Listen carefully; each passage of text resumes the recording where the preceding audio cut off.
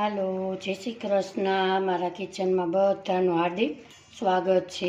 આજે આપણે બનાવીશું વ્રતમાં કે ઉપવાસમાં ખવાય એવી સાબુદાણાની અને રાજગરાના લોટની પૂરી.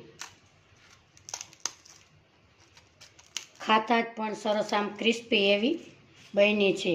તો મારી રેસીપીને એક લાઈક અને એક સબસ્ક્રાઈબ જરૂરથી કરજો. સૌ પ્રથમ અહીંયા મેં રાજગરાનો લોટ લીધો છે 1 કપ, અને 1 કપ આપણે સાબુદાણા લીધા છે. ઝીણા હોય કે જાડા હોય તમે ગમે તે ઉપયોગ કરી શકો છો. આ સાબુદાણાને આપણે મિક્સર જારમાં એકદમ બારીક એવું આપણે પીસી લેશું. અહીંયા આપણે સાબુદાણા બારીક એવા પીસાઈ ગયા છે. સાબુદાણા હાર્ડ હોવાથી મિક્સર જાર પણ ગરમ થઈ ગયું છે. હવે આપણે એને એક બાઉલમાં આવી રીતે એક બાઉલ લેશું, અને એમાં આપણે સાબુદાણાને લોટને આપણે થોડોક એવો ચારી લેશું. કોઈ સાબુદાણા રહી જાય તો આપણે પૂરી બનાવવામાં વાંધો ન આવે. આવી રીતે લોટને આપણે ચાળી લઈએ. આવી રીતે આપણે લોટને ચાળી લઈએ. રાજગરાના લોટને પણ આપણે આમાં ઉમેરી દઈએ એટલે એ પણ એકદમ સરસ ચરાઈ જાય.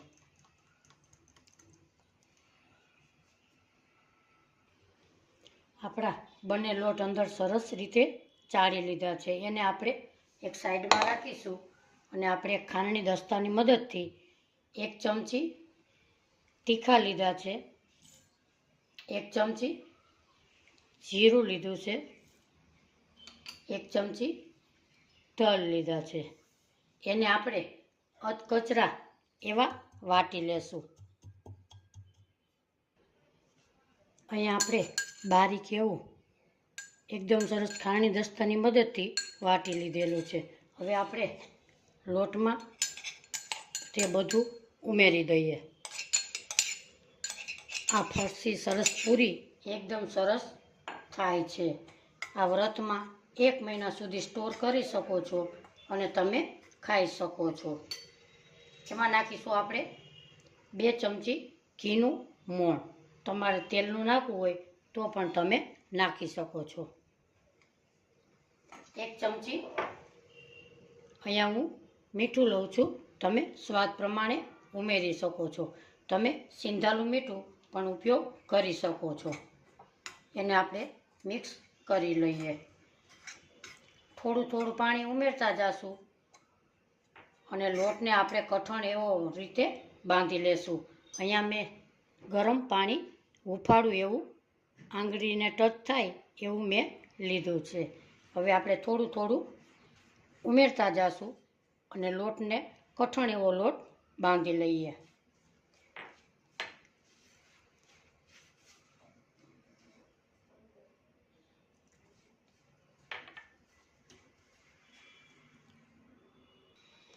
અહીંયા આપણે સરસ લોટ કઠણ બંધાઈ ગયો છે. 2 વાટકા લોટની સામે 1 કપ તમારે 1 વાટકું પાણી જોયું છે. એને આપણે થોડુંક એવું ઘી અથવા તેલ લગાડી અને આવી રીતે ટૂંપી રાખશું. એને આપણે છોડવાનો નથી, અને સીધી જ પૂરી વણી લેશું આવી રીતે. હવે આપણે પૂરીને વણી લઈએ. હવે આપણે નાના નાના એવા આપણે પૂરી વણાય એવા આપણે લુવા વારી લઈએ. હવે આપણે ગોયણા વારી લીધા છે, તો પાટલી વેલણના મદદથી આપણે પૂરી વણી લઈએ. આ પૂરી 1 મહિનો તમે સ્ટોર કરી શકો છો, અને વ્રત ઉપવાસમાં ફરાળમાં લઈ શકો છો. ચા કે દહીં સાથે તમે ખાઈ શકો છો. આવી પતલી એવી પૂરી વણીશું. એને આપણે આવી રીતે કાણા પાડી લઈએ. આવી રીતે બધી પૂરી આપણે વણી લઈએ.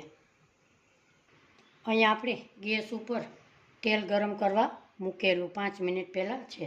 એને તમારે ફાસ્ટ તેલ નથી રાખવાનું. નાખ્યા ભેગી એકદમ લાલ ન થાય એની આપણે કાળજી રાખીશું. આવી રીતે પૂરીને આપણે ઉમેરતા જઈએ.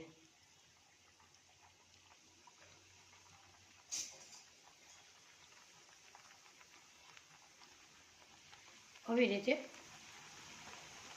ચોટેલી હોય તો આપણે થોડી થોડી છૂટી રીતે પાડી લઈએ અને ક્રિસ્પી થાય એવી આપણે તળી લઈએ.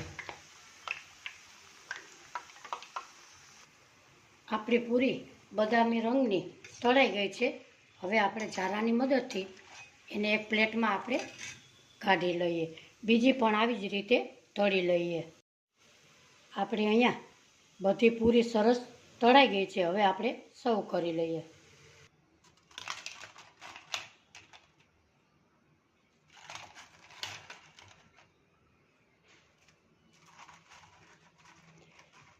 આજની મારી રેસીપી તમને ગમે તો લાઈક, શેર ને સબસ્ક્રાઈબ જરૂરથી કરજો. ફરી મળીશું એક નવી રેસીપી સાથે. ત્યાં સુધી બધાને મારા જય શ્રી કૃષ્ણ.